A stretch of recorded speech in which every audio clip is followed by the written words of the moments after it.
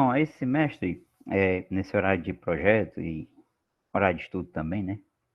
A gente vai revisar um pouco do que vocês viram no primeiro semestre, tá certo? Eu vou começar aqui por conjuntos, né? Já que vocês vão ver funções, né? Vão começar o estudo de funções, então é importante a gente dar uma revisada em conjuntos, tá certo? Também vou falar sobre potenciação, mas aí eu deixo para outros capítulos. A gente vai começar por conjuntos mesmo, certo? Qualquer dúvida que vocês tiverem aí, vocês podem perguntar, tá? Então, o que é um conjunto, né? Basicamente, aqui você tem a definição, né? Definição formal do que é um conjunto. Então, um conjunto é uma coleção qualquer de objetos chamados elementos do conjunto, né? Os elementos devem cumprir determinada propriedade que justifica sua pertinência àquela coleção, né? Que é o conjunto. A notação, né? Como é que você escreve um conjunto? Os conjuntos devem ser representados por letras maiúsculas e seus elementos devem ser dispostos entre chaves e separados por vírgulas. Aí aqui eu coloquei 3 exemplos aqui de conjuntos, tá? Tem esse conjunto P aqui, ó, 2, 3, 5, 7, 11 e assim vai. É o conjunto dos números primos, tá certo? Então, qual é a propriedade inerente a todos esses números aqui? Todos eles, os únicos divisores, são eles mesmos e o 1, né? Por exemplo, se eu pegar o 2, divisores positivos, tá? Quem são os únicos divisores do 2 positivos? 1 e o 2. Quem são os únicos divisores positivos do 3? 1 e o 3. Isso vai acontecer com o 5, isso vai acontecer com o 7, com o 11, depois vai vir o 13 e assim vai. Esse conjunto aqui é infinito, tá? Então, basicamente a ideia é essa, certo? Eles sempre vão ter aí alguma propriedade comum, tá certo? Esses elementos aí, tá? Bom, aí eu queria fazer um negócio aqui, mas não sei se a caneta... Ah, agora tá funcionando. Então, o que eu falei antes? Você pega o 2, ó. 2 dividido por 1. Dá 2, 2 vezes 1, 2, e aqui o resto é 0, ou seja, a divisão é exata. É claro que todo número é divisível por ele mesmo, né? Se eu pegar 2 dividido por 2, dá 1, 2 vezes 1, 2, e aqui o resto é 0. Então, os únicos divisores positivos do 2 são o 1 e ele mesmo. Então, isso é a definição do que é um número primo, né? Os únicos divisores positivos do 7 são 1 e o 7, tá? E assim vai. Então, aqui você tem outro conjunto, conjunto V, A, E, I, O, U. É o conjunto das vogais do alfabeto. Aqui eu coloquei um terceiro exemplo. Esse conjunto é AX mais B igual a C. Essa barra vertical que significa tal que, né? Isso aqui significa... Pode ser ponto e vírgula também, tá? O ponto e vírgula tem o mesmo significado dessa notação aqui. Tal que. Certo? Tal que A é diferente de zero. O que é isso aqui? É o conjunto das equações de primeiro grau na variável x. Um exemplo de um elemento que pertence a esse conjunto aqui, ó. 2x mais 1 igual a 9. Isso é um elemento desse conjunto. Porque isso aqui é um conjunto de equações. Ou seja, fica muito importante isso aqui, ó. Assim, fica claro, pelos exemplos acima, que nem sempre os elementos de um conjunto são necessariamente números. Podem ser letras, podem ser pessoas, né? Por exemplo, o conjunto dos alunos da Redes 1, o conjunto dos alunos da Finanças 1, e assim vai. Podem ser equações, tá? Então, elas têm uma coisa que as define, né? Uma propriedade comum. Então, aqui você está colocando as equações de primeiro grau, né? Isso aqui é um exemplo de uma. Pode ser 1 meio de x mais 2 igual a zero. Isso aqui é um elemento desse conjunto. Por quê? Porque é uma equação de primeiro grau. Isso aqui também é uma equação de primeiro grau. Elas têm essa propriedade, tá? Então, basicamente é isso, né? A definição de conjunto. Você vai ter elementos, né? Que são pertencentes a essa coleção, e aí eles têm uma propriedade comum, tá, que nos permite agrupar nesse conjunto, digamos assim, tá? Mais adiante aqui, tem alguns conjuntos importantes, alguns conjuntos numéricos importantes, né, que vocês já devem ter estudado, né, e algumas definições deles. O primeiro aqui é o conjunto N dos números naturais, né? Tem o 0, 1, 2, 3, 4, 5, 6, 7, 8, 6, são os inteiros positivos e o zero, né? O segundo importante, né, é o conjunto dos números inteiros, Z, né? Esse conjunto aqui, ele vai englobar os naturais, vai ter os negativos aqui, né? Os simétricos desses caras aqui, né? São chamados simétricos. Por exemplo, quem é o simétrico do 3? É o menos 3. Quem é o simétrico do 2? É o menos 2, né? E aí, o terceiro, que é o conjunto dos números racionais, né? Também é muito importante. O que é o conjunto dos números racionais? É aquele que representa todas as frações e números que podem ser colocados na forma de fração. Como assim? Por exemplo, você sabe que 0,5, isso aqui não está na forma de fração, né? Isso está na forma decimal. Mas a gente sabe que a gente pode colocar qualquer número decimal na forma de fração. Isso aqui é 5 décimos, né? 10 lembra, décimo lembra 10, né? 5 décimos, 5 sobre 10. Então, todo número que é uma fração ou que pode ser colocado na forma de fração é um número racional. Aí você diz isso assim, ó, pertence, isso aqui é o símbolo de pertence, o elemento pertence ao conjunto Q dos números racionais, tá? Outro exemplo, 0,02. Isso aqui é 2 centésimos. Centésimo lembra o quê? 100. São duas casas decimais, uma, duas. Então, isso aqui é 2 sobre 100. Também é um número racional, certo? Fora esses aí, depois eu vou comentar, tem uns muito importantes, que são as dízimas periódicas, né? As dízimas periódicas. Então, é o seguinte, tem esse é o conjunto dos números racionais. Conjunto das coisas do tipo A sobre B, tais que A e B são inteiros, e B é diferente de zero. Por que é importante o B ser diferente de zero? Porque não tem sentido definir isso aqui, ó. 2 sobre zero. Você não pode dividir por zero, você não pode ter quociente nulo, tá? Isso aqui não existe, tá bom? Então, por isso que tem que ter a restrição de que o denominador é um número inteiro diferente de zero. Aí você pode dizer assim, professor, tem que ser positivo lá embaixo, por exemplo, eu vou colocar assim, né?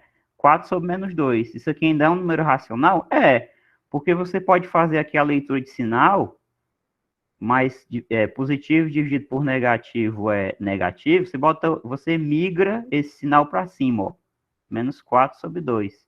E se você quiser ainda, você pode fazer assim, ó, você pode botar o menos aqui, igual com o sinal de fração, 4 sobre 2. Tudo isso aqui tem o mesmo significado, tá? Isso aqui é o número menos 2. Aí você pode dizer assim, né? Eu dividi o 4 pelo 2, deu 2. Ah, mas isso aqui é racional? É, porque o menos 2 pode ser colocado na forma de fração. Todo número inteiro, consequentemente, todo número inteiro é racional. Todo número natural também é racional, né? Por exemplo, se eu pegar o 6, como é que eu coloco o 6 na forma de fração? Muito simples, tem infinitas maneiras de fazer isso. 12 sobre 2, por exemplo, 18 sobre 3, sei lá, 6 sobre 1 mesmo, tá? Então a ideia é essa. Então todo número natural é racional. Professor, Oi.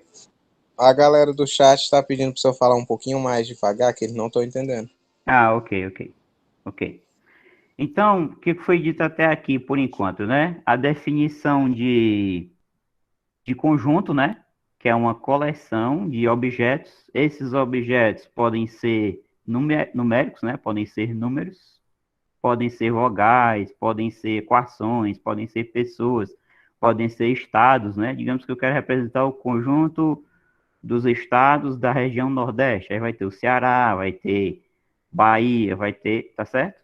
Esses elementos, digamos assim. Então, os conjuntos não necessariamente são numéricos.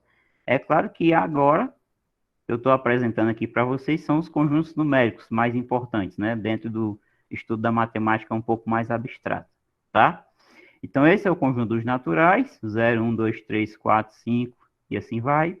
Aqui você tem um conjunto dos inteiros, perceba que aqui, ó, você tem reticências do lado esquerdo e aqui do lado direito também.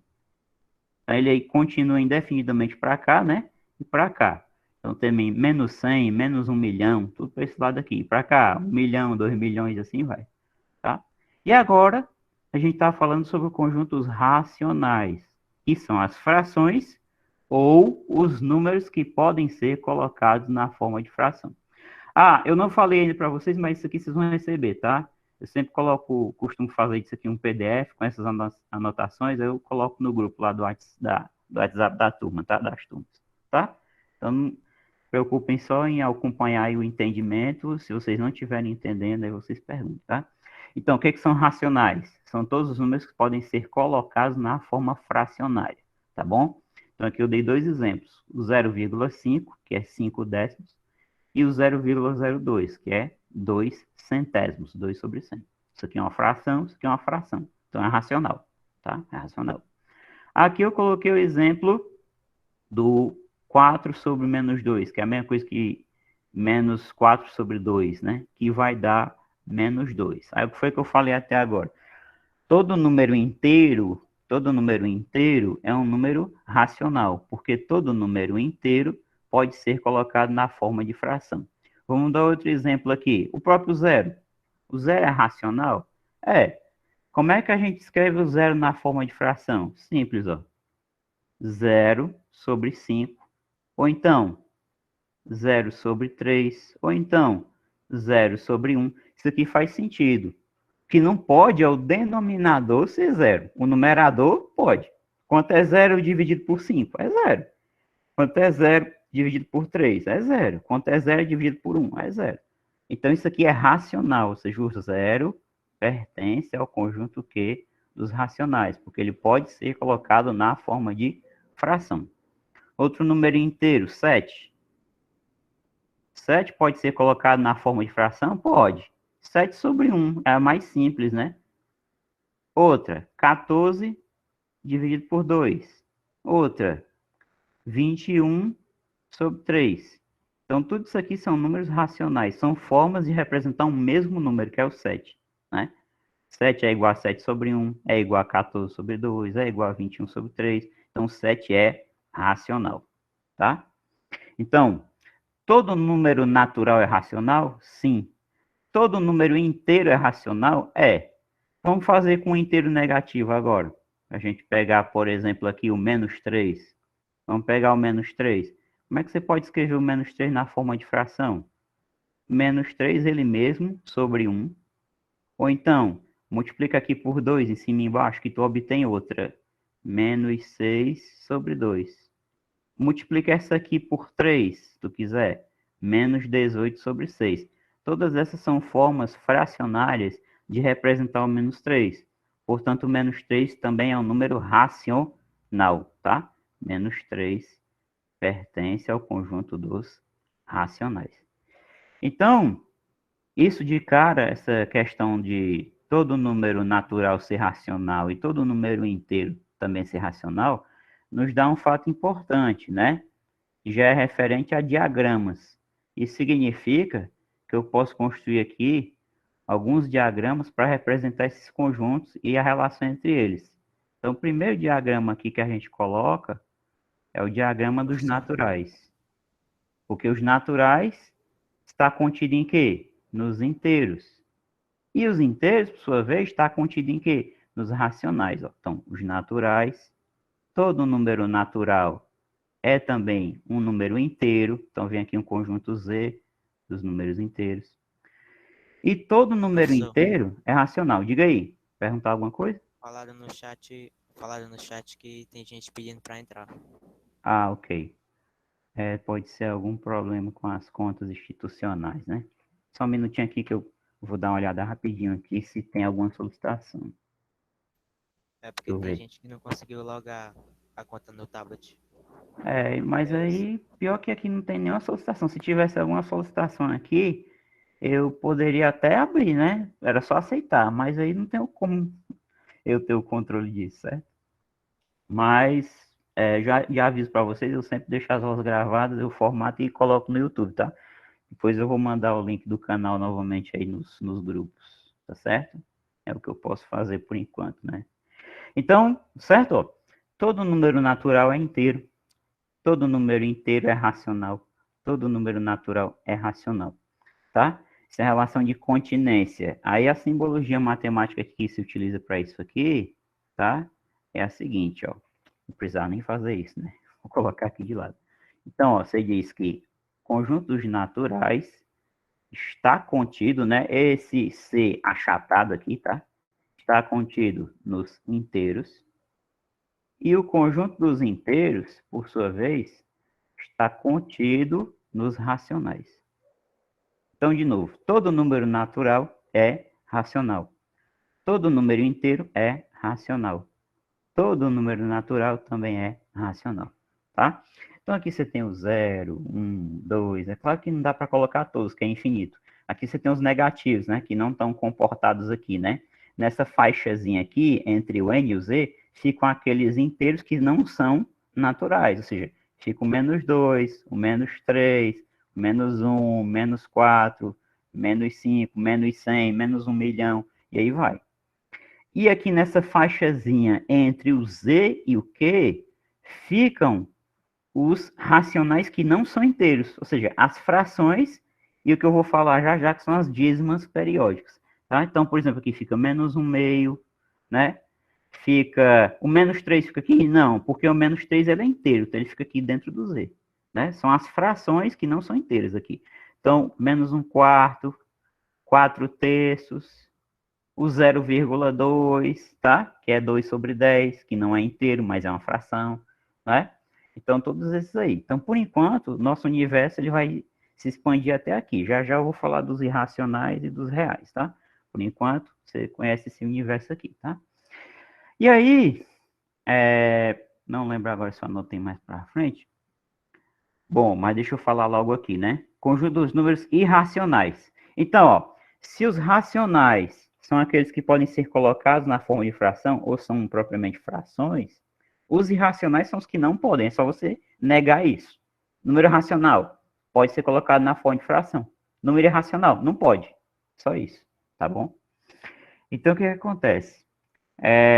Os irracionais são aqueles que não podem de forma nenhuma ser colocados na forma de fração. São dízimas não periódicas, digamos assim, tá?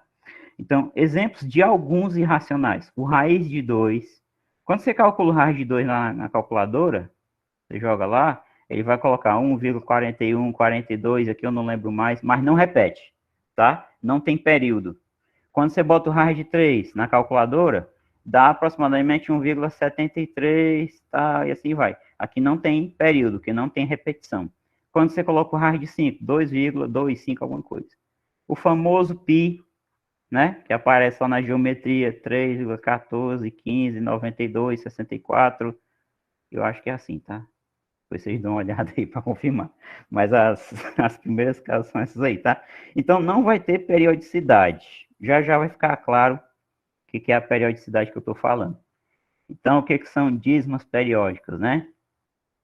Dízimas periódicas.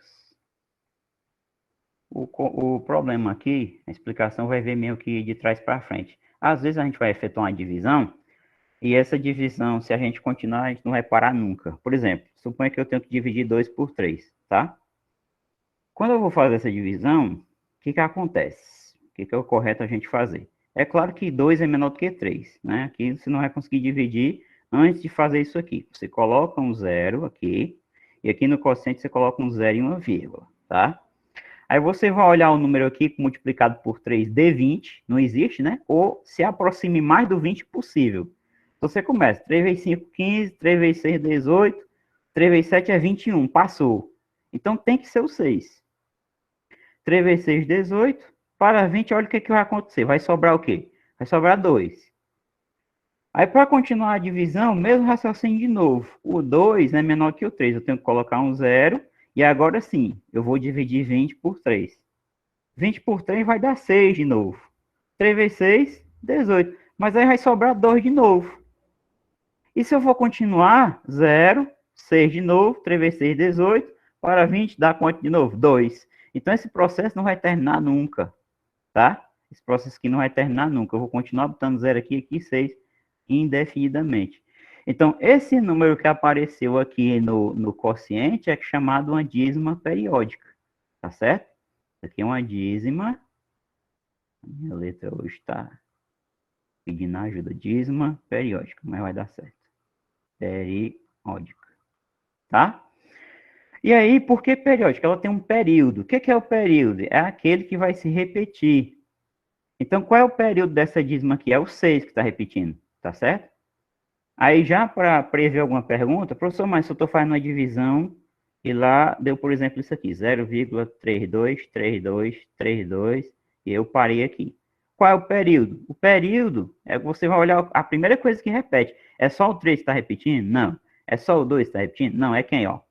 32, 32, 32, tá certo? Então esse aqui é o período. certo? A ideia é essa daí. E aí, da mesma forma que a gente pode efetuar uma divisão e chegar na dízima periódica, a gente pode trabalhar o problema inverso. O que é o problema inverso? É a gente ter a dízima periódica e a gente vai olhar para ela e dizer assim, bom, a fração que gerou essa dízima foi essa aqui, tá? Então preste atenção nas palavras que eu estou usando. A fração geratriz, a fração que gerou a dízima. Então isso aqui é chamado de fração geratriz. Geratriz é de gerar, é a fração que gera a dízima, tá? Ela gerou essa dízima aqui. Então, se você tem a dízima,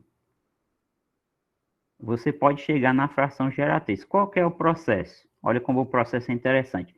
Você não sabe o que é isso aqui. Então, você chama isso de um certo A, X, a letra não importa. Você chama isso aqui de X. Isso aqui agora virou para nós uma equação.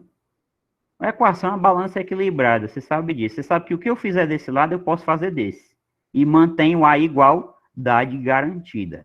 Se eu dividir aqui por 2, eu tenho que dividir aqui por 2.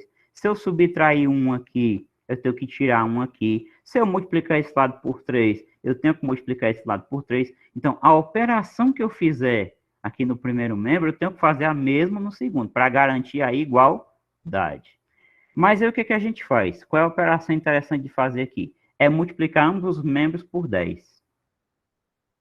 Porque na hora que você faz isso, na multiplicação por 10, o que acontece com o número decimal? A vírgula desloca uma casa para a direita. Aí isso aqui vai virar 6,66, tá? Igual a 10 vezes x, que é 10x. Bom, mas qual é a graça disso aí que eu não estou sacando? Qual é a graça disso aqui? A graça é que esse número aqui vai ter uma parte inteira e uma parte decimal que a gente pode separar. Vocês já sabem fazer isso, tá? Com a dízima não é diferente. Por exemplo, como é que eu separo 1,25 na parte inteira e a parte decimal? É assim, 1 mais 0,25. Por quê, né? Porque aqui é 1 inteiro. A representação decimal de 1 inteiro é assim, ó, 1,00. Você pode botar um bocado de zero aqui. Você pode botar um bocado de zero aqui. Isso aqui nunca vai deixar de ser 1. Isso aqui é 1. Com 3 zero, com 4 zero, não importa. Tem a vírgula aqui, isso aqui é 1. 0,25, o que a gente faz? Tem que botar vírgula embaixo de vírgula. Então, você tem que fazer assim, ó. Aí, quando eu somar, 5 mais 0, 5. 2 mais 0, 2. 0 mais 1 é 1. Vírgula embaixo de vírgula. Voltou por 1,25. Então, com a dízima periódica, não importa. Quem é a parte inteira ali? É 6. Então, como é que eu posso separar isso aqui? 6 mais... Aí eu boto 0. 0,66. Aqui eu não botei outro 6 de propósito, tá? Eu vou botar agora.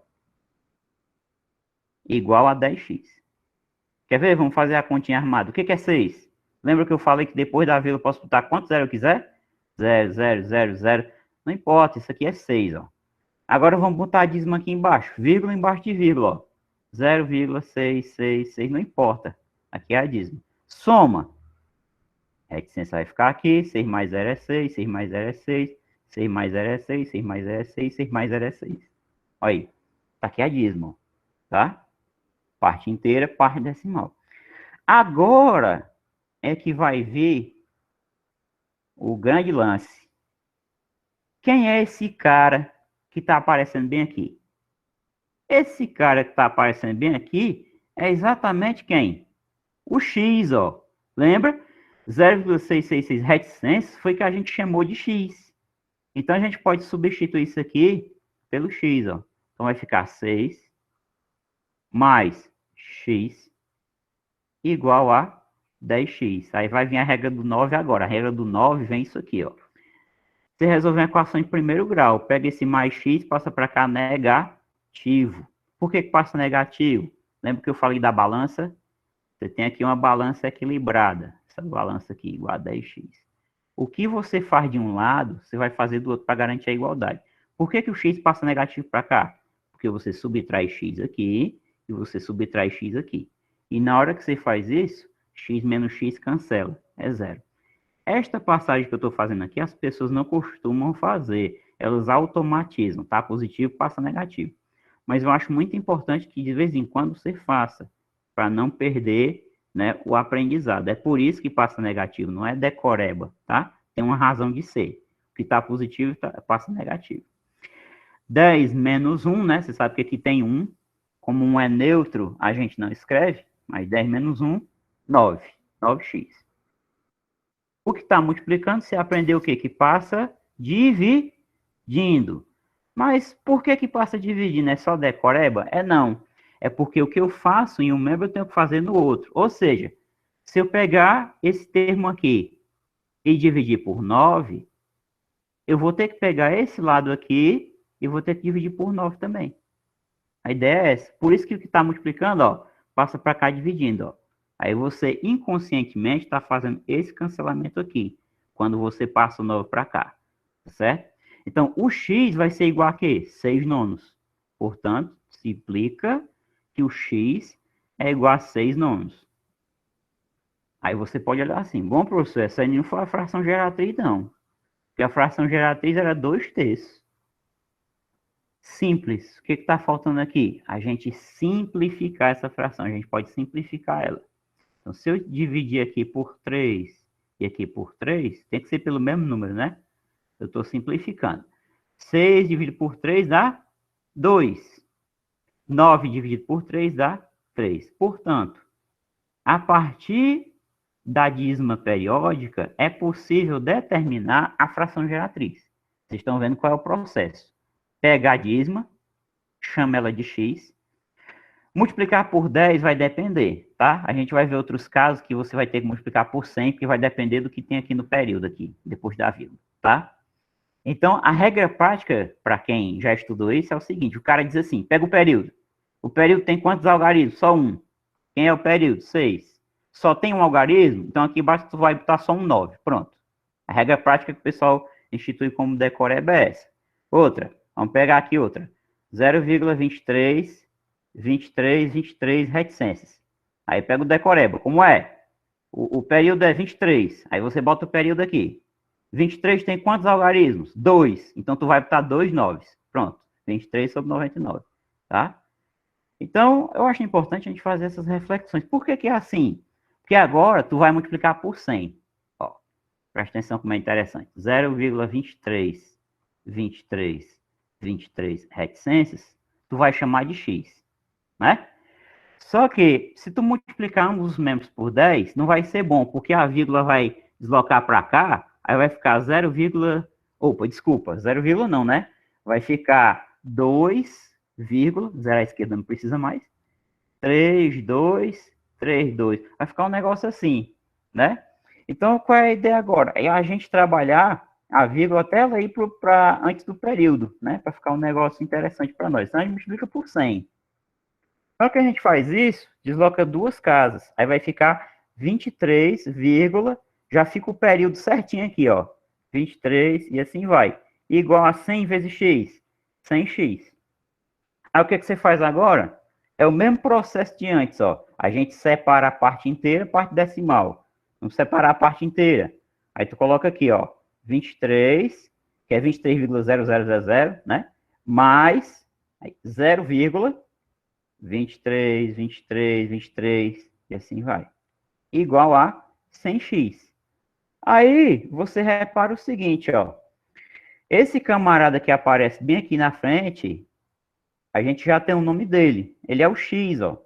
Essa dízima periódica. Então, tu tem 23 mais x igual a 100x. Passa aqui negativo, então, 23 igual a 100x menos 1x, e é daqui que surge o 99, os dois 9. Ó. Então, 23 igual a 99x. O 99 que está multiplicando faz o quê? Passa dividindo. 23 sobre 99 igual a x. Portanto, o x, né, se implica que o x é igual a 23 sobre 99. Professor, você não vai simplificar essa não? Não. Por que você não vai? Porque não dá. Por que não dá? Porque esta já é uma fração irredutível. Não dá para simplificar. Inclusive, o 23 é um número primo E o 99 é 9 vezes 11, né? Nem isso aqui é divisível nem por 9, nem por 11. Ele só é divisível por 1 e por 23. Então, essa fração já está na forma irredutível, né? Tá certo? Fração irredutível, vocês sabem, né? Que não dá mais para simplificar. 6 sobre 9 é redutível? É, porque eu consegui simplificar por 3 e deu 2 terços. A fração 2 terços, por sua vez, ela já é irredutível, né? Não dá para simplificar. Então, esse processo aí, tá? É o processo para você obter a fração geratriz de qualquer dízima periódica, tá? Deixa eu dar só mais um exemplo, que aí eu passo para os números reais, tá? Eu vou dar um exemplo um pouco diferente agora, que pode dar mais uma dificuldade para nós, que é o seguinte. Digamos que tu tem que achar a fração geratriz dessa dízima aqui. 3, agora, eu não sei se eu botei essa nos exercícios, eu não queria repetir não, mas tudo bem. Se eu repetir, eu vou ter que fazer mesmo. Então, aqui, ó. Eu quero a fração geratriz dessa daqui, ó. 3,1, só repete o 2. 2, 2, 2 e assim vai. Então, como é que eu posso adaptar o processo para fazer essa daqui? Então, eu chamo de x, de novo. 3,1222, reticências, eu vou chamar de x. O problema é só a gente ficar com o período depois da vírgula. Tudo se trata disso, né? Para quem prestou atenção, é isso que eu estou fazendo. Então, noto que o período é o 2. Então, eu vou multiplicar só por 10 aqui. Porque o 31 vai ficar antes da vírgula e aqui só vai ter período agora. Só vai ter período, né? Então, eu vou multiplicar por 10, né? Então, se eu multiplico por 10, a vírgula salta uma casa para cá. Aí fica 31, vírgula, né? 2, 2, 2, tal, igual a 10 vezes x, 10x. Você não precisa ficar decorando uma ruma de regras se você souber fazer isso aqui, tá? Aí o que você faz agora? Bom, 31 é parte inteira. Então vai ficar 31 mais 0,222 tal, igual a quê? 10x. Aí quem está acompanhando, quem entendeu, pode pensar assim, bom professor, mas isso aqui você vai chamar de x, é? Não, isso aqui não é o x não, né? Ó, o x é isso aqui, 3,1222. Então, mas não tem dificuldade. Por quê? Embora que isso aqui não seja o x, pelos exemplos anteriores que a gente viu, a gente sabe como chegar a uma fração a partir disso aqui. Ora, por quê? Porque se o 0,666, né, é 6 sobre 9, né, é 6 sobre 9, então o que vai ser o 0,22222? Ora, vai ser 2 sobre 9. Então isso aqui, ó, você bota 31 mais, isso aqui é 2 sobre 9, igual a 10x. A única dificuldade que você vai ter a mais aqui é que vai ter que trabalhar um pouco de MMC. Mas aí você faz o método da borboleta, né? Você passa aqui o traço, coloca aqui 1 embaixo, né? 31 dividido por 1 continua 31, tá elevado. E a gente vai multiplicar assim em cruz, ó, método da borboleta. 9 vezes 1, 9. 9 vezes 3, 27. Aí veio mais. Multiplicar em cruz, ó. 1 vezes 2, 2.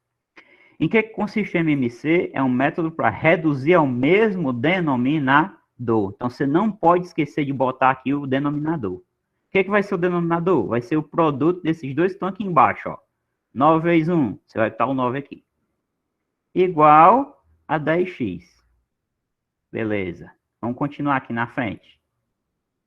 Então, 279 mais 2 dá 281. 281. Sobre 9, né? Igual a 10x. Como é que eu posso resolver isso aqui, né? Isso aqui é uma proporção, né? Isso aqui é uma igualdade de frações. Então, o processo é o seguinte. A gente coloca um aqui embaixo e vai multiplicar em cruz. Então, 9 vezes 10x vai dar o quê? Vai dar 90x. Igual a 281 vezes 1, 281. O 90 que está multiplicando vai fazer o que com ele? Vai passar dividindo, né? Então, eu vou ter x é igual a 281 dividido por 90. Pronto. Esta é a fração geratriz, tá? Daquela dízima periódica lá. Essa fração já é irredutível? Já. Porque 90 é 9 vezes 10. Esse número aqui nem é por 10, que ele não termina em 0, e nem é por 9. Quando é que o número é por 9? Você pega os dígitos dele, ó. Você soma.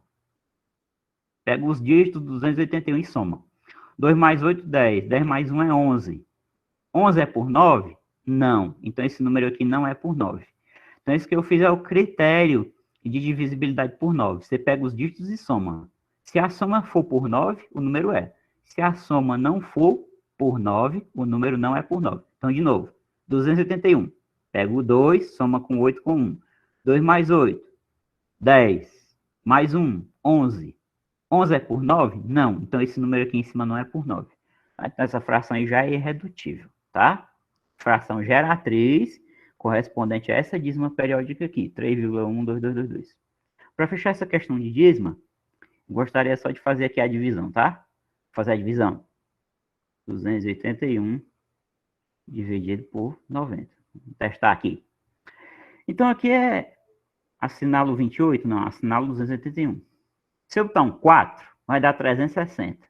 Se eu botar um 3, dá 270. Então, tem que ser o 3. 3 vezes 0 é 0. 3 vezes 9, 27.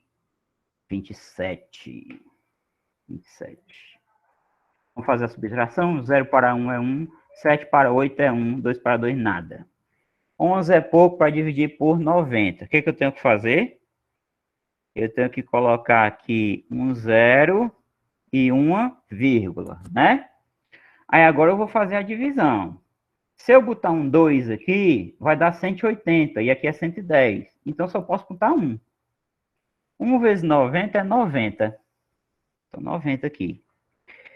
90 para 110, você sabe que é 20, né? Porque 90 mais 20 é 110. Pronto. Cheguei no 20. 20 é pouco para dividir por 90, ele é menor. Então, eu tenho que colocar aqui um 0. O 200, agora dá para dividir. 200 por 90, eu não posso botar 3, que vai passar da 270. Então, eu posso botar o quê? 2, que é o que mais se aproxima do 800, ou, desculpa, do 200 quando eu multiplicar. 2 vezes 90 dá quanto? 180. Quanto é o resto aqui, pessoal? 20. E aí vai, né? Já sabe, né? Bota o 0, aqui vai ser 2. 180. Vai sobrar 20 de novo, né? E assim vai. Então, tá aqui, ó. Testado e aprovado que o método funciona. Tá bom? Então, essa fração geratriz é a fração geratriz correspondente à dízima periódica. Mas aí, para resgatar a teoria de conjuntos que eu falei lá no começo, o que isso significa também? Significa que dízima periódica é um número racional, porque pode ser colocado na forma de fração, tá bom? O que fica em resumo, ligado a conjuntos, é isso. 3,122 reticências. Isso aqui é a mesma coisa que 281 sobre 90. Portanto, é racional. Pode ser colocado na forma de fração. Tá certo? Toda dízima periódica é um número racional. Números irracionais são dízimas não periódicas, né? O raiz de 2 não vai ter período, né? O raiz de 5 não vai ter período e assim vai. O π, né? Não vai ter período e assim vai. Tá bom? Então, o número racional é todo número que pode ser colocado na forma de fração. E aqui vocês viram alguns exemplos de como eu posso colocar uma dízima na forma fracionária, né? Determinando a sua fração geratriz, tá bom? Então, mais para frente aqui, deixa eu ver o que eu coloquei mais para nós aqui, porque o tempo passa muito rápido. O 5, né? Conjuntos de números reais. Da reunião do conjunto dos números racionais com o conjunto dos números irracionais, obtemos o conjunto dos números reais, tá? Aqui eu não coloquei o símbolo dele, mas é representado assim, ó. É um I com duas perninhas assim, tá bom? É o conjunto dos irracionais. Então, o que isso significa? Você tem o conjunto dos naturais aqui, tá? Você tem depois o conjunto dos inteiros, que a gente já viu, tá? O conjunto dos naturais está contido no conjunto dos inteiros. Depois, aqui, você tem o conjunto dos racionais, dízimas periódicas e frações. Aqui, a parte, você vai ter esse conjunto aqui, que é dos números irracionais, né? Na verdade, aqui eu botei errado, né? Porque aqui são os irracionais, tá? Irracionais. Tá? Então, vai ter o conjunto I aqui, a parte, ó. Que vai ter os irracionais. Quem está nesse conjunto? Raiz de 2, menos raiz de 2. Negativo também pode, tá? menos raiz de 3 sobre 2, isso aqui é irracional, porque o raiz de 3 é irracional, não vai ter período. Raiz de 5, o π, tá? Depois eu deixo como pesquisa vocês darem uma olhada nesse número aqui, o φ, né? Opa, o φ não é muito bem assim, não, ele é mais assim. Que é o número de ouro, né? Que aparece lá na geometria grega, nos quadros do Leonardo da Vinci, tá? Ele vale 1 mais raiz de 5 sobre 2, tá? Número irracional também, certo? E aí, depois de tudo isso aqui, tem o universo nosso, que aí é onde a gente vai parar nessa barreira aqui, tá? Que é o conjuntão dos números reais, são todos os números conhecidos, tá? Então, todos esses números aqui são reais, tá certo? Os irracionais e os racionais. Da união deles, né? É claro que eles não têm interseção, porque um número não pode ser racional e irracional ao mesmo tempo, né? Não pode acontecer isso aqui, ele não tem interseção, tá? Então, da união deles dois, vai surgir o conjunto dos números reais, que são todos os números conhecidos de vocês, tá? Bom, aí eu coloquei aqui alguns exercícios. Nessa primeira parte aqui, eu vou deixar alguns para vocês tentarem fazer em casa, tá? E aí eu posso focar só em outros, tá? Eu até comentei o 0,32, né? 1,777. E aqui eu vou instituir a regra mais prática, né? Vou fazer só esse item E aqui para a gente recapitular um pouco do que eu fiz no último método, tá bom? Então, vou fazer aqui o item E. Então, você tem 0,455 reticências. Então, para frisar o método, vou fazer assim, x. Quem é o período, você enxerga, é o 5. Então, eu vou multiplicar por 10, porque vai ficar o 4 na parte inteira, e depois da vírgula só vai ter repetição. A ideia é só ter repetição depois da vírgula, né? Só repetição depois da vírgula, tá? O 4 não repete, então eu quero acabar com essa dificuldade. Como é que eu acabo com essa dificuldade? Eu multiplico ambos os membros por 10. Aí, a vírgula desloca uma casa para a direita. Vem para cá. 4,555 reticências. Igual 10 vezes x, 10x. Agora, o que eu faço? Separo a parte inteira. 4 mais 0,555. Reticências, não pode esquecer. Igual a 10x. Aí, tá? Você pode fazer o seguinte aqui. 4 mais 0,5555 reticências. O que é isso aqui? Quem é o período? 5. Só tem um dígito, um algarismo. Então, você só vai botar um 9 aqui, só um 9, tá? Essa é a fração geratriz desta daqui. Igual a 10x. Coloca 1 aqui embaixo e vai trabalhar o método da borboleta, MMC, tá? 9 vezes 4, 36. Mais 1 vezes 5, 5. Sobre, não pode esquecer, produto dos denominadores. 9 vezes 1, 9. Igual a 10x. Então, aqui vai ficar o seguinte, ó. Vai ficar o seguinte. 36 mais 5 dá 41, né? 41 sobre 9 igual a 10x. Aí aqui você tem de novo o quê? Uma proporção. Produto dos meios igual dos extremos. 9 vezes 10, 90. Então tem 90x. 41 vezes 1, 41. O 90 que está multiplicando vai passar dividindo. Então o x é igual a quê? 41 sobre 90. Então é por isso que, particularmente, eu prefiro não ficar trabalhando. Esse caso particular, você usa essa regra. Esse outro caso, você usa essa regra. Eu prefiro dar um método que resolve qualquer caso. Porque na hora que você esquecer a regrinha do caso particular, aí você não faz mais. Na hora que aparecer uma coisinha ligeiramente diferente, aí você não sabe mais fazer. E se você tiver a regra geral, você faz qualquer uma, tá certo? Então essa é a ideia. Então eu deixo como exercício para vocês treinarem, fazer aqui o A, B, C e o D, tá? Vai com calma, qualquer coisa, pergunta aí pelo WhatsApp. Professor, não estou conseguindo não, dá uma dica aí, tá? Que eu faço. Vamos para 2 aqui. Então, aqui é para revisar um pouco das operações entre conjuntos, que é união, interseção, essas coisas, tá? Bem básicas, mas que são importantes. Dados os conjuntos A e B, então o A é 1, 2, 3, 4, 5, e o B é 1, 3, 5, 6, 7, 8. Escreva os seguintes conjuntos, A união B. União, para você não esquecer, tá? União, você vai ter como juntar, tá certo? União, você vai juntar. Então, você vai juntar tudo que tiver num conjunto no outro, num conjunto só. Ou seja, o que vai ser o conjunto A união B?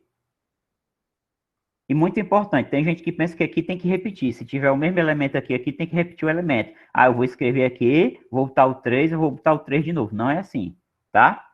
Você coloca um elemento só. 3 é 3 em qualquer canto da face da Terra e fora dela, tá bom? Então, 1, 2, 3. Aí você vai olhando. Tem o 4? Tem. 4. Tem 5? Tem nesse aqui. Então, 5. Aí vai pro outro. 1, 2, 3, 4, 5, tu já botou aqui. 1 não vai repetir, tu já botou. 3 não vai repetir. O 5 tu já botou também. Falta quem?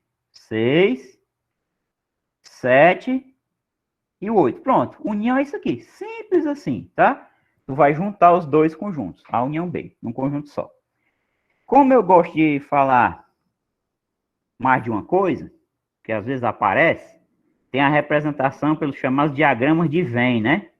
Tá? Diagramas de Venn, certo? Você faz assim, ó. Você bota aqui, essa parte aqui que é comum aos dois círculos que eu fiz, você vai botar interseção, que são aqueles elementos que estão nos dois conjuntos. Quais os elementos que estão nos dois conjuntos? O 1, o 2 não tá, o 3 e o 5. Então, 1, 3 e 5 são elementos tanto do A quanto do B. Então, eles vêm para cá. Você vai botar aqui, ó, 1, 3, o 5. Nessa região aqui, você vai botar o que está faltando do A que você não colocou, que é quem? O 2 e o 4. Então, você vai botar aqui, ó, 2 e 4. E aqui, você vai botar o que está faltando do B que você não colocou. Presta atenção que 1, 3 e 5 tu já botou aqui, tá?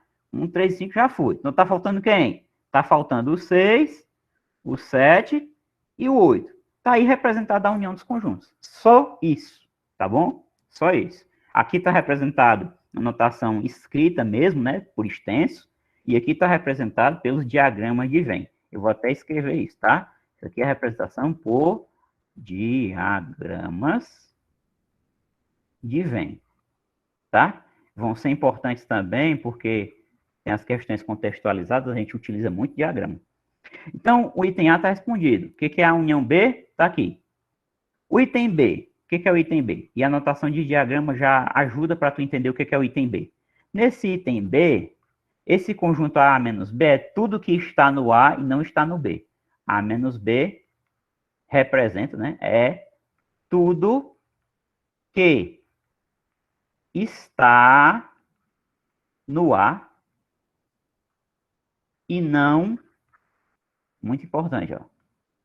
Está no A, mas não pode estar no B. E não está no B. Então, olhando para o diagrama, tu já diz. Quem é que está no A e não está no B? É o que estiver fora da interseção, porque o que estiver na interseção está no B também. Então, o que é que está no A e não está no B, pessoal? 2 e 4. Então, tu vai escrever, ó, A menos B igual a esse conjunto aqui, 2 e 4. Como é que você representa a região? Só para representar a região, para vocês saberem, é assim, ó. Você bota os diagramas, aí A menos B é só pegar o A e tirar a interseção, ou seja, vai ser essa região aqui, ó. Essa regiãozinha aqui é A menos B. Aí fica fácil de entender o que é a região B menos A. É só fazer o contrário. O que é a região B menos A? É tudo que está no B e não está no A, tá bom? Vamos olhar aqui o que é o item C. Exatamente, B menos A. O que é B menos A? É tudo que está no B e não está no A. Então, item C. Então, B menos A é tudo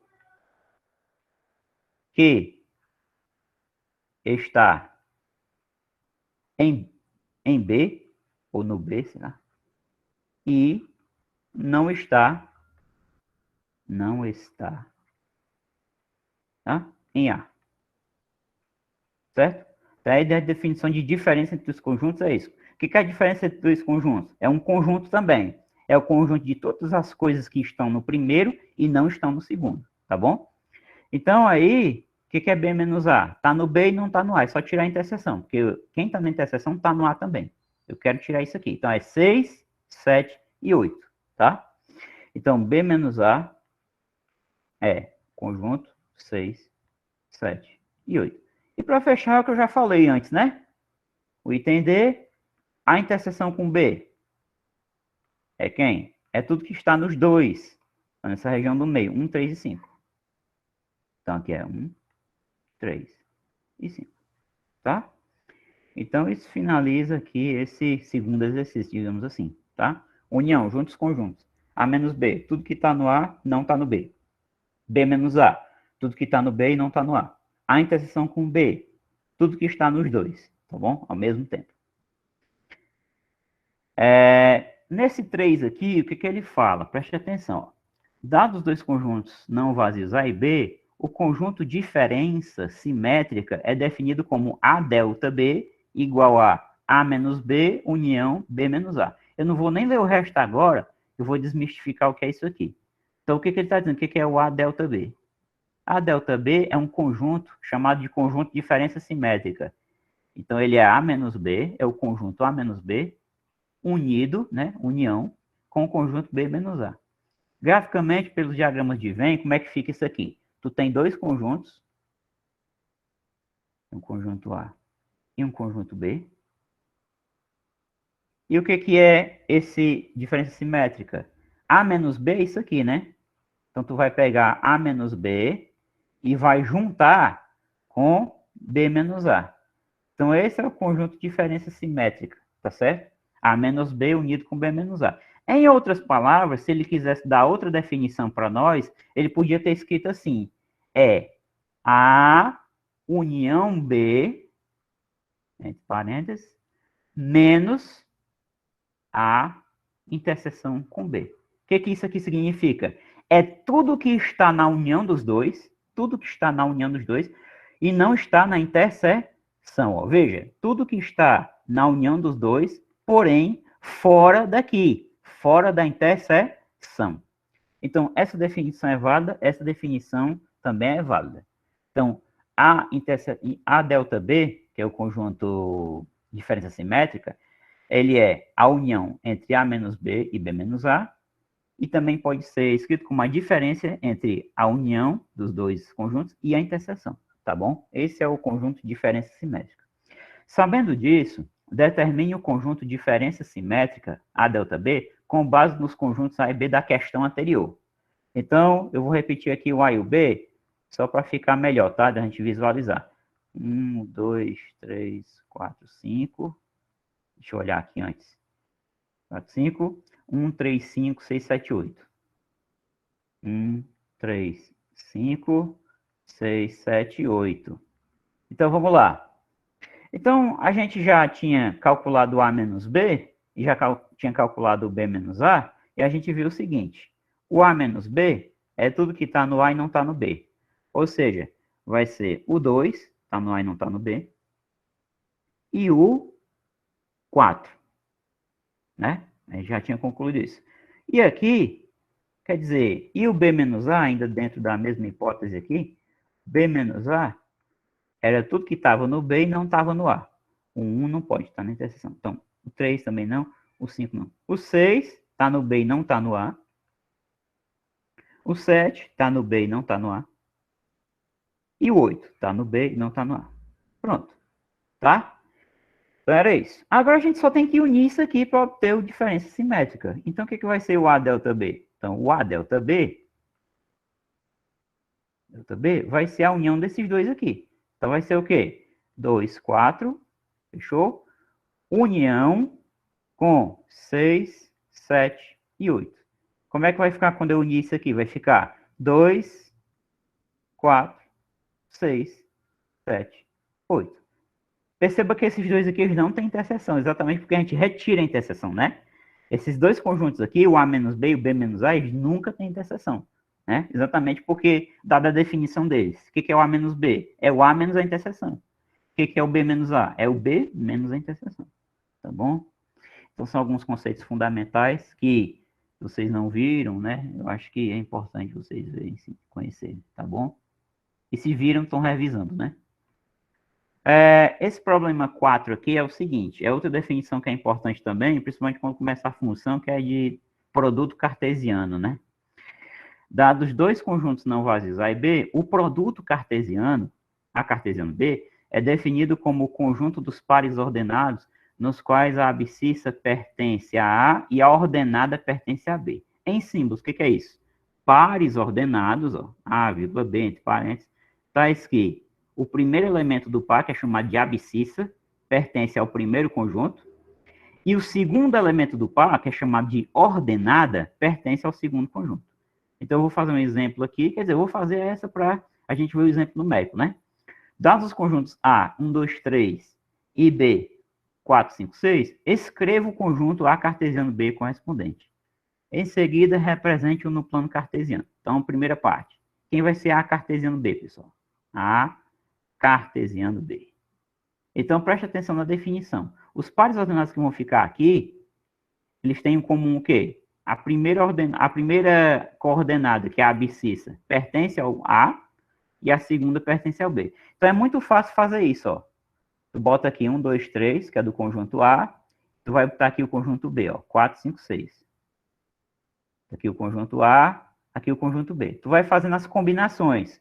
Então, 1, 4, 1, 5, 1, 6. Então, vamos lá, vamos escrever, ó. 1, 4, 1, 5, 1, 6. Por que eles estão aqui? Porque o 1 pertence ao A e o 4, o 5 e o 6 pertencem ao B.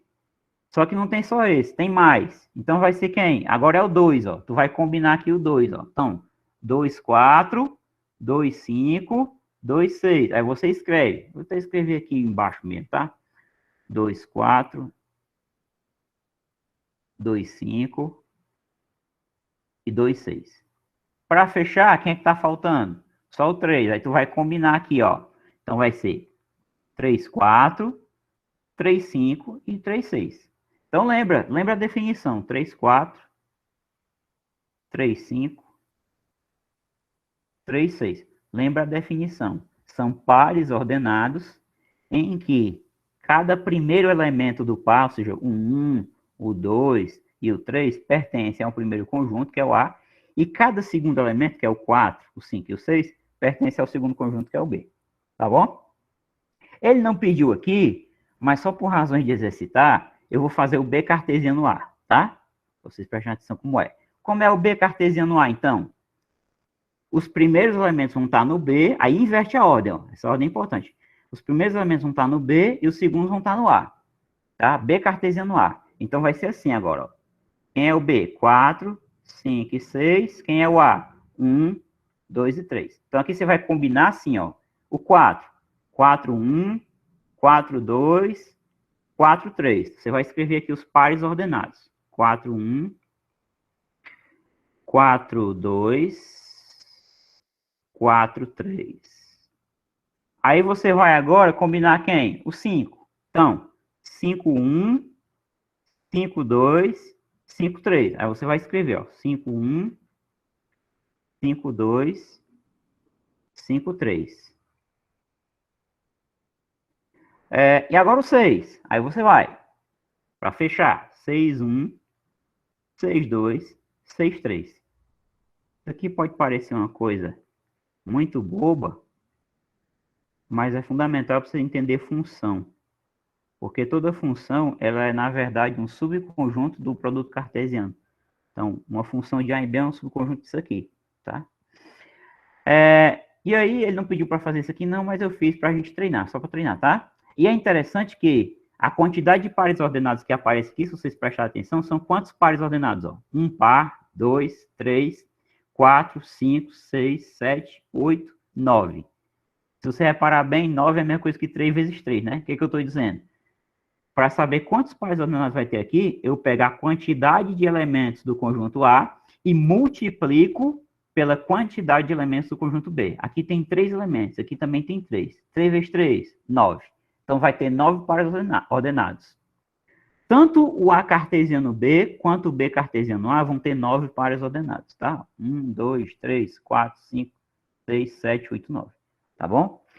Representar graficamente, eu estou tentado a não fazer manualmente aqui, e realmente eu não vou fazer, que eu vou fazer de uma forma diferente agora, tá? 1, 2, 3, 4, 5, 6. Vamos lá. Vou fazer aqui. Vai ficar bem mais bonito do que os garranchos que eu ia fazer, tá? Então, você tem aqui, ó, o plano cartesiano. 1, 2, 3, 4, 5, 6. Então, mentalize isso aí, né? E a gente tem que colocar aqui, ó, os pares ordenados, né? Então, eu vou colocar aqui 1, 2, 3, 4, 5, 6. Então, 1, 4, é o A cartesiano B. 1, 4, 1, 2, 3, 4, 5, 6. 1, 5, e depois 1, 6. 1, 2, 3, 4, 5, 6. 1, 4, 1, 5, 1, 6. Aí depois vem quem? 2, 4. Então, 2, 4. 2, 5. 2, 5. 2, 6. 2, 6. Então, tá aí os pontos. Eles vão aparecer ali. Já vou arrastar a tela aqui, vocês vão ver tudinho, tá? Então, já foi. Agora falta o quê? O 3, né? 3, 4. Depois vem o 3, 5. 3, 6. Então, esses pares ordenados que estão vendo aí, o que eles representam geometricamente? Representam pontos do plano cartesiano, tá bom? Ó, olha aí que bacana a disposição desses pontos. Então, sempre que você faz um produto cartesiano, tem uma distribuição retangular, né? Posso até tirar essa malha aqui. Pronto, vamos ver só os eixos. Então, ó, abscissa ordenada, tá bom? Abscissa ordenada. Então, esse aqui é o eixo das abscissas e esse aqui do lado é o eixo Y das ordenadas, né? Então, deixa eu colocar a malha de novo aqui. Antes de eu colocar a malha, o que você faz quando você quer localizar um ponto 1, 4, por exemplo? Esquece esses pontos aqui, por enquanto. E aí, o que você faz quando você quer localizar o ponto A, 1, 4 lá no caderninho? Você faz assim. Você faz aqui pelo A uma reta pontilhada paralela ao eixo Y. Depois você faz uma reta paralela ao eixo X. E aí, na interseção, né? Você diz, tá aqui o ponto A, 1, 4. Então, é isso que você faz, né? Você faz aqui x igual a 1, que é a reta x igual a 1. Aí você faz isso. Aí depois você faz a reta y igual a 4. No caderno é o que você faz, né? Pronto. Só que você não faz assim, você faz pontilhado. Então deixa eu ver se dá para eu alterar aqui o estilo, só para ficar mais bonitinho. Deixa eu colocar esse negócio aqui, pontilhado. Estilo, pontilhado. Isso aqui. É isso que você faz, né? Mas posso até fazer um pontilhado menor. Pronto. Então, é isso que você faz no caderninho, né? Aí, eu localizei um ponto 1, 4. O que eu quero? Eu quero localizar, por exemplo, o ponto 2, 6. Aí, o que você faz? Você faz a reta x igual a 2, paralela ao eixo y, né? Aí, depois, você faz a reta, é o 2, 6, né? Faz a reta y igual a 6. Aí, você faz isso aqui. Aí, o que você faz? Você não faz assim, né? Para não gastar o lápis. Você faz pontilhado. Verdade. Aí, para vocês lembrarem, eu vou deixar o estilo pontilhado. Então, é isso que você faz quando você quer localizar pontos no plano cartesiano, tá? Só para dar uma revisada, né? Quem já fez isso, acho que relembrou. Quem não fez, mas a ideia é essa daqui. Então, deixa eu tirar isso aqui, tá? E aí, o produto cartesiano fica sempre representado nessa distribuição retangular, digamos assim. Tá certo? Ó, os pontos. Então, esse aqui é um produto cartesiano, tá? Então, eu deixo para vocês a missão de... Aqui eu representei A cartesiano B, tá? Então, eu deixo para vocês a missão de representar B cartesiano A, tá bom? Graficamente, certo? Vamos voltar aqui. Então, eu deixo para vocês a missão de representar o 4, 1, 4, 2, tá? Lá no plano cartesiano, ok? A 5 aqui, creio que vai ser rápida, porque é só verdadeiro ou falso, né? Julgue cada item a seguir com V para os verdadeiros e F para os falsos. Raiz de 6 pertence aos naturais. Eu vou fazer isso aqui perguntando para vocês, tá? Quem acompanha a aula vai saber. E aí? Verdadeiro ou falso? Bora. Raiz de 6, verdadeiro ou falso? É natural?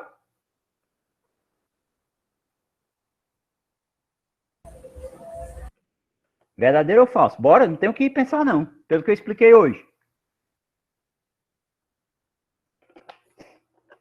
Ninguém sabe? Nunca tiveram que calcular isso aí na calculadora? Raiz de 6? Raiz de 6 não é natural, é falso, tá? É falso. Por quê? Quanto é 1 ao quadrado? 1. Quanto é 2 ao quadrado? 4. Quanto é 3 ao quadrado? 9. Os números naturais, né, começam assim, 0, 1, 2, 3. Então, isso aqui quer dizer que a raiz de 6 está entre 1 e 2, né? Aliás, desculpa, está entre 2 e 3, né? Porque 2 ao quadrado é 4 e 3 ao quadrado é 9. O 4 é pouco, né? Para chegar no 6 e o 9 passa. Então, a raiz de 6 é um número que está entre 4, entre 2 e 3. Não sei se eu tenho 4 na cabeça. Quem está entre o 4 e o 9 é o 6, né? Está entre 2 e 3, tá? Porque o quadrado desse número aqui dá 4 e o quadrado desse número aqui dá 9. Então, o número para dar raiz de 6 tem que estar entre 2 e 3, 2, alguma coisa. Não é natural. Não existe número natural entre 2 e 3, né? Aqui é falso. Esse número aqui ele é irracional, tá bom? Vazio está contido nos reais? Falso. Não, verdadeiro. Vazio é o conjunto que está contido em qualquer conjunto, tá bom? Agora eu peço a atenção de vocês, minuciosa atenção, por favor, porque eu vou explicar isso, tá? Vai ter um pouco de filosofia aqui na jogada, tá bom? Quando é que você diz que um conjunto não está contido no outro? Por exemplo, eu tenho aqui um conjunto A, eu vou chamar de X, para variar um pouco a letra. X, eu vou botar aqui, 1, 3 e 5. Aí eu coloco aqui um conjunto Y igual a 1, 5, 6, 7. Por que é válido eu dizer que o conjunto X não está contido no conjunto Y? E aí não está contido, a gente tem que cortar o sinal, ó. Tem que fazer assim. Por que eu posso dizer isso e por que isso é verdade? Porque existe um elemento do X que não é elemento do Y. Quem é esse elemento? É o 3. Vem aqui. Então, para um conjunto não estar contido dentro do outro, ele tem que ter pelo menos um elemento que não está naquele maior, né? Então, se eu for representar esses dois conjuntos pelo diagrama de Venn, o que vai acontecer? Vai ter o X e o Y aqui fora. Eles têm interseção? Tem. Opa, tem. A interseção quem é? É o 5, né? Tá nos dois. Então, eu tenho que fazer assim, ó. Vou botar aqui o X e aqui o Y. E aqui eu vou botar aqui o 5 que está na interseção. O que sobra do X? 1 e 3. Opa, desculpa. Tem um também tá. Obrigado. É isso, verdade. Tem um aqui. 1 e o 5, né? Estão na interseção. 1 e o 5. Então, quem tá só no X é o 3. E aqui só no Y, quem tá é o 6 e o 7. Então, a representação é essa. Se o conjunto X estivesse contido no conjunto Y, a representação teria que ser assim, ó. Só que eu não posso fazer ela, né? Por quê? Porque tem um elemento lá no X que não é elemento do Y, né? Que é exatamente quem? O 3. Se eu fizer assim, e representar assim, tá errado. Porque aqui eu estou dizendo que o 3 também é elemento do Y, e não é. Tá certo? É o que a gente está vendo aqui. Então, para um conjunto não estar contido dentro do outro, tem que ter pelo menos um elemento dele que não é elemento do outro lá. Do maior, entre aspas, digamos assim. Tá? Então, qual é a ideia? A demonstração de que o vazio está contido em qualquer conjunto, tá? Ela vem desse fato. Vazio está contido em qualquer que seja X. Qualquer que seja o conjunto X. Eu escrevi por extenso, porque não sei se vocês estão acostumados com simbologia, existe um símbolo para representar isso aqui, que é um A virado para baixo, assim, ó. É o quantificador universal, tá certo? Então, quando você vê isso aqui, quer dizer qualquer que seja X, qualquer que seja, sei lá, o que tiver escrito na frente. Então, qualquer que seja o conjunto X, o vazio está contido nele. Como é que você prova isso? Faz a demonstração por absurdo. Você nega isso aqui. Suponha que não está contido. Então, suponha que existe um conjunto X, está aqui o vazio, não está contido em X. Então, se o vazio não está contido nesse X, existe um elemento, ele gosta de, vamos lá, elemento. Existe um elemento A, pertencente ao primeiro conjunto, ou seja, pertencente ao vazio, tal que A não pertence ao segundo. Então, é isso que eu acabei de falar aqui para vocês, ó. Por que esse X aqui não está dentro do Y? Porque existe um elemento dele que não está dentro do Y aqui. Então, se existe um conjunto X de forma que o vazio não está contido nele, né? Suponha que não está contido. Então, existe um elemento no vazio, tal que esse elemento não está no X. Isso aqui já é o absurdo. Isso aqui é absurdo. Por que isso aqui é absurdo? Porque vazio não tem elemento. Vazio é vazio. Vazio não tem elemento. Tá? É absurdo. De onde é que surgiu essa contradição? Absurdo em matemática também é chamado de contradição. Essa contradição surgiu do fato de eu assumir que o vazio não está contido num certo conjunto X. Então, se negar isso, né, se dizer que não está contido gera um absurdo, só tem outra opção. É porque ele está contido. Portanto, vazio está contido em X. E aqui eu vou usar o quantificador, tá? Para não escrever demais. Qualquer que seja X, conjunto. Qualquer que seja o conjunto X, tá bom? Então, preste atenção o que foi que eu fiz. Eu queria provar que o vazio está contido em qualquer conjunto X. Então, eu fiz a demonstração por absurdo. Nega esse fato. Se você negar isso aqui e chegar no absurdo, é porque isso aqui é verdade. Então, nega isso aqui. Não está contido. Se não tiver contido, vai existir alguma coisa aqui, que eu chamei de A, que está nesse conjunto, mas não está nesse. Mas isso é absurdo, porque o vazio, por definição, é um conjunto que não tem nenhum elemento. Tá bom? Outra notação para o vazio. Então, outra notação para o vazio é essa assim, ó. Notação do vazio. Notação do vazio. O vazio pode ser representado assim, ou duas chaves, sem nada, tá? Então, essa é a notação de vazio. Então, o vazio, ele é subconjunto de qualquer conjunto, dos reais, dos naturais, do que você quiser, tá? O vazio, elemento de qualquer conjunto. Então, isso aqui, o vazio está contido em qualquer conjunto, desculpa. Isso aqui é verdadeiro. Vamos lá. Z está contido em quê? Verdadeiro ou falso? Expliquei isso hoje. Tá. Tá. Então, todo número inteiro é racional, verdadeiro. Isso aqui é verdade? Naturais asterisco é 1, 2, 3, 4 reticências? Sim, não. Sim ou não? Sim. Sim. Para quem não sabe, colocar asterisco em cima do conjunto é omitir o zero, tá bom, pessoal? Então, quando colocar um asterisco em qualquer conjunto, você está tirando do conjunto o zero, tá? Racionais não nulos, inteiros não nulos, naturais não nulos, verdadeiro. Se eu pegar o conjunto dos racionais e juntar com o conjunto dos naturais, dá o conjunto dos inteiros? Verdadeiro ou falso? Presta atenção, que eu vou passar aqui para baixo. E aí, verdadeiro ou falso? Q união com N dá Z? Acho que não. Não, né? Naturais. Olha lá, olha o diagrama, é só olhar. Naturais, inteiros, e é que tá os racionais? Aqui fora.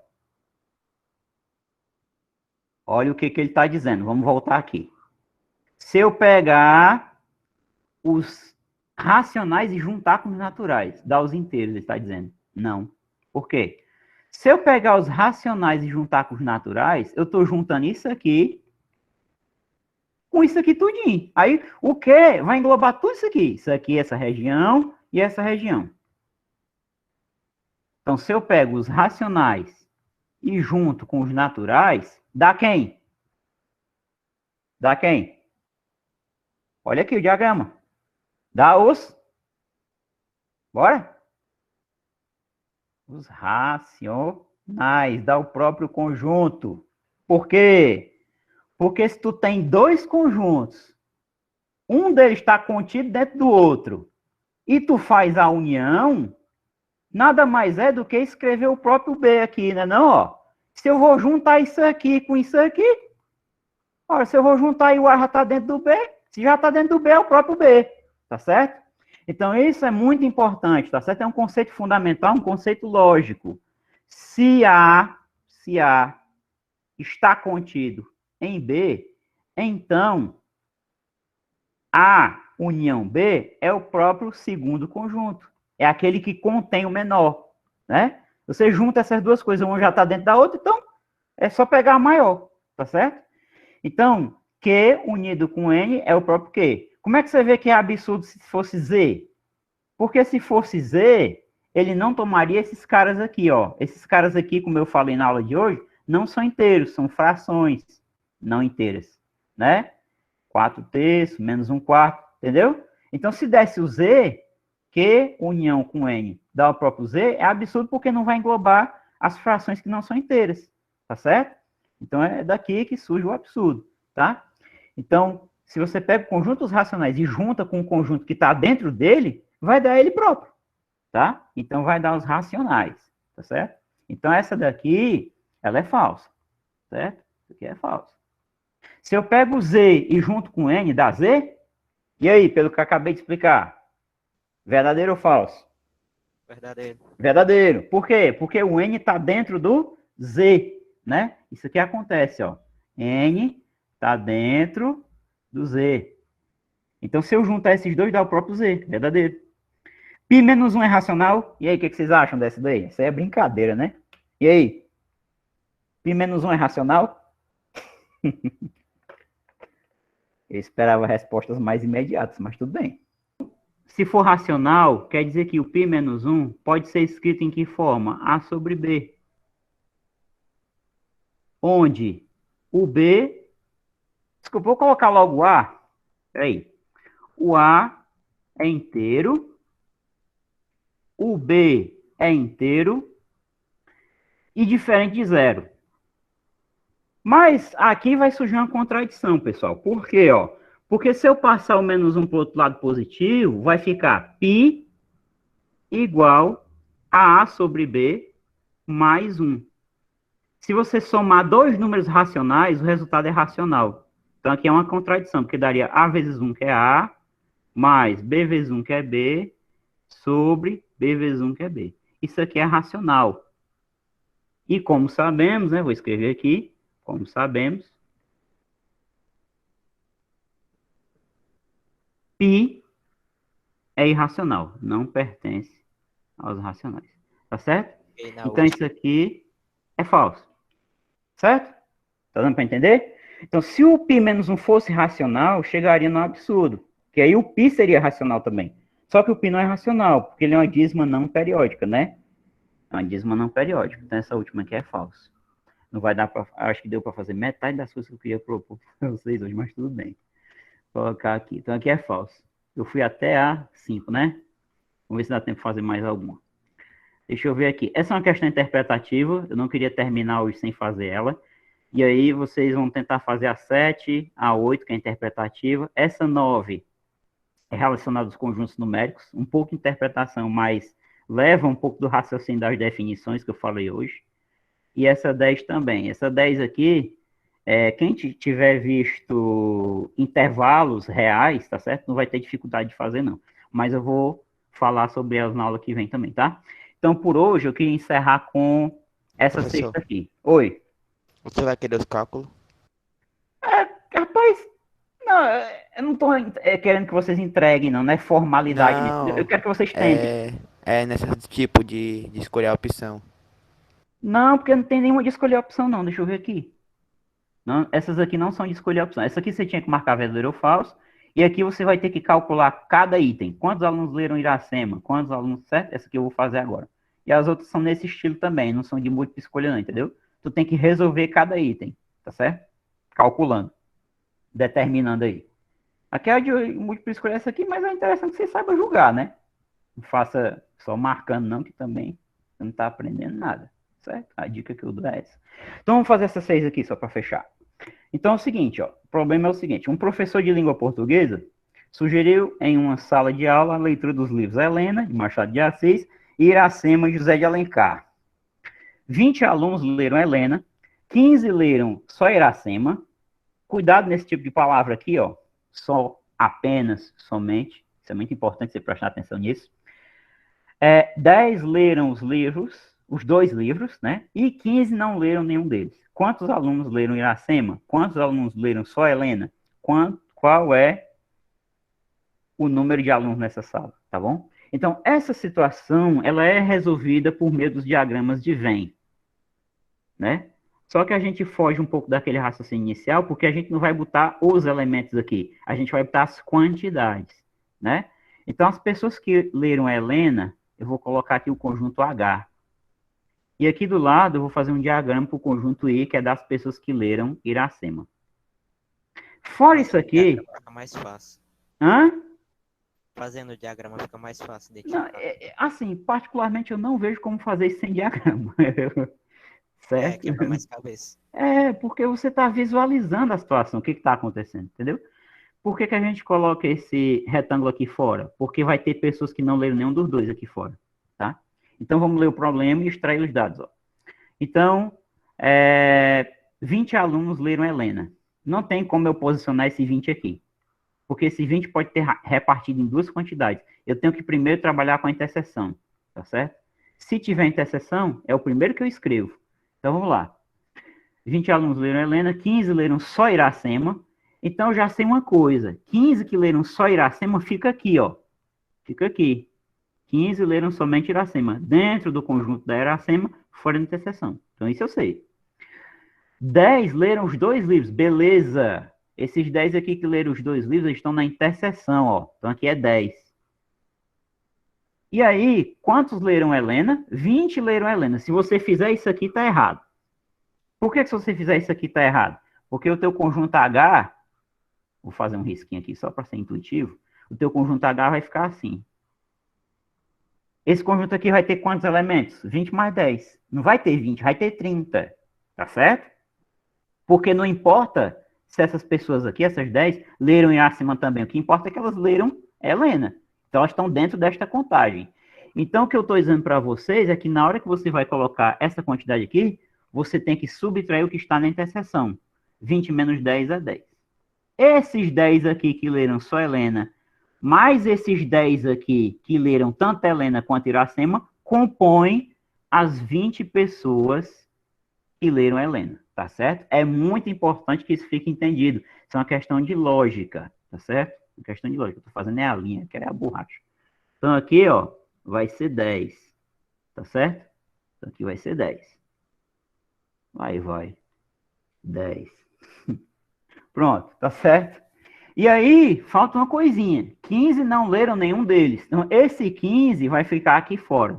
Tem 15 pessoas que nem leram nem Helena, nem Iracema. Então, com isso aqui, eu respondo qualquer dessas perguntas e qualquer pergunta que ele poderia fazer aqui. Então, vamos para o item A. Quantos alunos leram Iracema? Quantos leram Iracema? 10 mais 15. Professor, mas o senhor vai botar os 10? Vou. Por que eu não colocaria?